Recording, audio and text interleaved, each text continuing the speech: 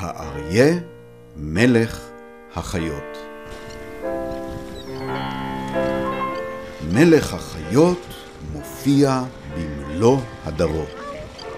צועד לו לאיתו, מפגין בגאווה את רעמתו. שאגה אחת להודיע על נוכחותו, אחת נוספת להזהיר את סביבתו, ועוד כמה ככה סתם לנקות את גרונו. למרות גופו השרירי הגדול, הליכתו רכה וגמישה ללא שום קול. בעיניו הצהובות הקרות הוא בוחן את סביבתו, אם יש איזה חצוף הרוצה להפריע את מנוחתו. למרות שהוד מלכותו יודע שלהתעסק איתו זה פשוט להשתגע. הנה מופיעה אשתו הלוויה. אמנם אין לגברת רעמה, אבל כולם יודעים שהיא ציידת נוראה.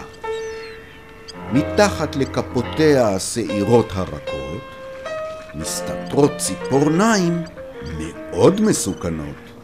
ציפורניים הנשלפות לתפוס חיות שמפניה בורחות. כמו לאריה בעלה, גם לה פונפון בקצה זנבה. האריות הם חיות טורפות, שתפריטם הוא בשר של חיות אחרות.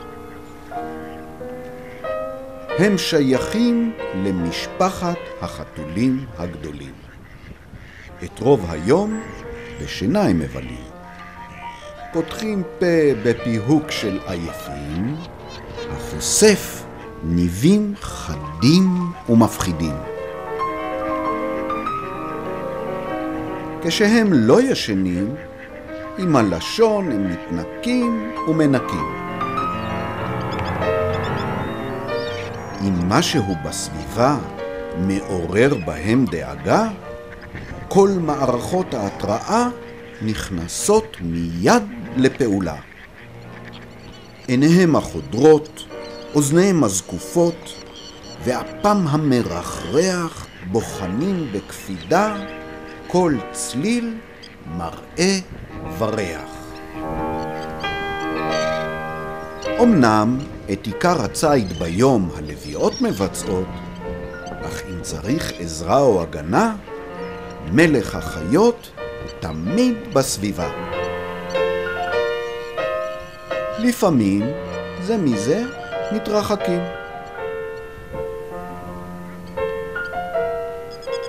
ולפעמים אחד את השני מפנקים. זה בזה מתחככים ומתלקקים. למרות שהשמש במרום עוד זורחת, הזוג המלכותי כבר רובץ לו בנחת.